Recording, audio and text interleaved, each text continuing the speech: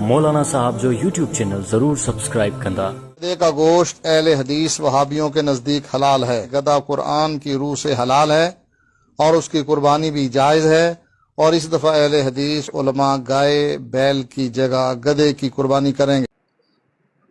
साईं के मौलवी का ॿुधो आहे त कुर्बानी में गॾ खे ज़िब कयो वेंदो, छा उहो जाइज़ आहे? इन जी हक़ीक़त बयान कयो। सोशल मीडिया ते इहा क्लिप आम थी हले।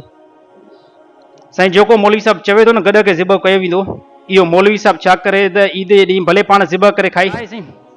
गॾ जी हुरमत जेकी आई न, उहो ख़ैबर जे मौक़े ते आई। यानी मालूम थियो इन खां पहिरियां को खाधो वेंदो त ॿी ॻाल्हि आहे। ख़ैबर जो मौक़ो जंहिं टाइम थियो न, तमामु वॾनि साहिबनि चयो त असां जॾहिं ख़ैबर खे फतह करे चुकासीं ऐं अहिड़ी तरह पोइ जेके गॾ असां वटि हुया उनखे असां ज़िब बि कयोसीं, उनजो गोश्त जेको आहे न असां हांडियुनि जे अंदरि पचायोसीं।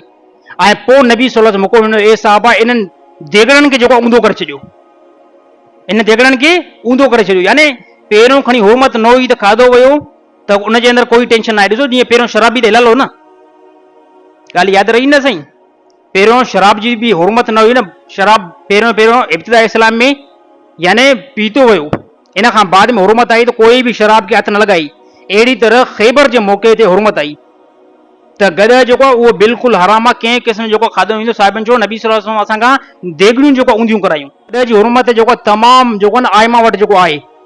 बाक़ी घोड़े जे अंदरि बाज़ जेको इमाम वटि इख़्तिलाफ़ आहे, ऐं पोइ बि जेको तमामु उहो इख़्तिलाफ़ इन ते आहे, जेकॾहिं कंहिं बंदे जी तबियत माइल नथी थिए न त उनखे बिल्कुलु न खाधो वेंदो, बिल्कुलु बि उनखे न खाधो वेंदो।